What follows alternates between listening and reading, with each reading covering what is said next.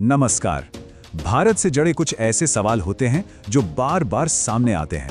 आज हम इन्हीं सवालों को लेंगे और उन्हें एक बड़ी ही आसान और मजेदार स्टडी गाइड में बदल देंगे। तो चलिए भारत के सामान्य ज्ञान की इस दुनिया में एक साथ उतरते हैं।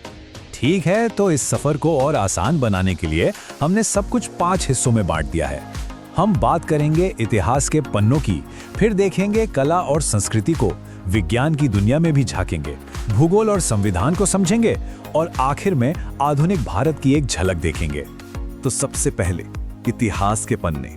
चलिए थोड़ा टाइम में पीछे चलते हैं और उन लोगों और घटनाओं से मिलते हैं जिन्होंने भारत को वो बनाया जो वो आज है। तो पहला सवाल आता है आजादी की लड़ाई से जुड़ा हुआ। एक बहुत ही सम्मानजनक उपाधि थी देश बंधु, जिसका मतलब होता है राष्ट्र का मित्र। ये उपाधि किस महान नेता को मिली थी? तो ये सम्मान मिला था चितरंजन दास को। वो एक जबरदस्त वकील थे जो क्रांतिकारियों का कोर्ट में बचाव करते थे और उनकी इसी देशभक्ति की वजह से लोगों ने उन्हें प्यार से देशबंधु कहना शुरू कर दिया। अच्छा, अब आते हैं इतिहास के उस मोड़ पर, उस एक लड़ाई पर जिसने भारत में ब्रिटिश राज की नींव रखी। वो कौन सी लड़ाई थी?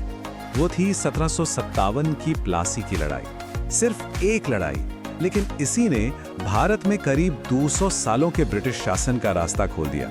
चलिए अब थोड़ा आगे बढ़ते हैं साल 1922 में। उस साल एक ऐसी घटना घटी जिसने महात्मा गांधी के चलाए जा रहे असहयोग आंदोलन की पूरी दिशा ही पलट दी। क्या हुआ था ऐसा? ये था चौरी चौरा कांड। हुआ ये कि एक विरोध प्रदर्शन अचानक हिंसक हो गया और इससे दुखी होकर महात्मा गांधी ने पूरे देश में चल रहे असहयोग आंदोलन को ही वापस ले लिया। ये आजादी की लड़ाई की रणनीति में एक बहुत बड़ा मोड़ था। तो इतिहास से निकलकर अब चलते हैं भारत के दिल की तरफ, उसकी कला और संस्कृति की ओर। देखते हैं यहाँ क्या है। यहाँ हमारी शुरुआत एक ऐसी जगह से होती है जो पढ़ाई और कला के लिए पूरी दुनिया में जानी जाती है, शांति निकेतन। पर सवाल यह है कि इसे बनाया किसने था? इसे बनाने वाले महान दूरदर्शी थे रविंद्रनाथ टैगोर।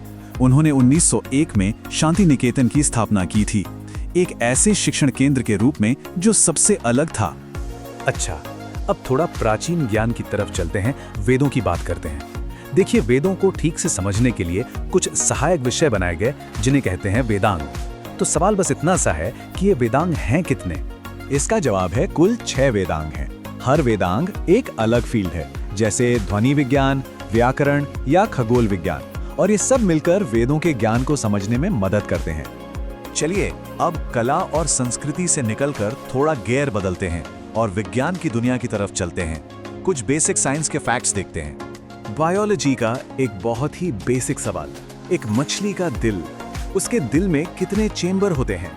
इंसानों के दिल में तो 4 चैम्बर होते हैं, लेकिन मछली के दिल में सिर्फ 2, एक अलिंद और एक निलय। और ये उसके पानी वाले माहौल के लिए एकदम परफेक्ट है। ओके, अब साइंस का एक और सवाल। ये एक पहेली जैसा है। यहाँ एक सेल के अलग अलग हिस्सों और उनके कामों के जोड़े दिए हैं। 3 सही हैं, 1 गलत है, तो हमें वो गलत वाला जोड़ा ढूंढना है। हाँ, तो देखिए, लाइसोसोम को आत्मघाती थैली कहते हैं, ये सही है।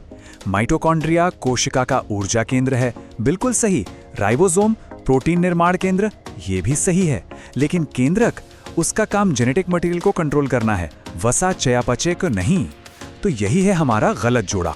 विज्ञान के बाद अब बात करते हैं उस ढांचे की जिस पर देश खड़ा है, यानी भारत का भूगोल और उसका संविधान। संविधान से जुड़ा एक बहुत जरूरी सवाल है। अगर किसी राज्य की विधानसभा में मनी बिल यानी धन विधेयक पेश करना हो तो उससे पहले किसकी इजाजत लेनी पड़ती है? तो इसका सही जवाब है राज्यपाल, क्योंकि वो राज्य के संवैधानिक प्रमुख होते हैं, इसलिए उनकी अनुमति जरूरी है। और अब हम आ गए हैं अपने आखिरी हिस्से पर, आधुनिक भारत की झलक। यहाँ हम आजादी के बाद की उन योजनाओं और घटनाओं को देखेंगे जिन्होंने आज के भारत को बनाया है। आजादी के बाद भारत के औद्योगिक भविष्य को एक खास इकोनॉमिक मॉडल ने दिशा दी, जिसे महालनोबिस मॉडल कहते हैं। इसमें भारी उद्योगों पर जोर दिया गया था। सवाल ये है कि ये मॉडल किस पंचवर्षीय योजना का आधार था? वो थी दूसरी पंचवर्षीय योजना, जो 1956 से 61 तक चली। ये एक बहुत ही ऐतिहासिक नीति थी जिसने आने वाले कई दशकों तक भारत की अर्थव्यवस्था को एक नई दिशा दी। तो कैसे इतिहास, संस्कृति, विज्ञान और कानून ये सारे अलग अलग धागे मिलकर आज के भारत की तस्वीर बनाते हैं।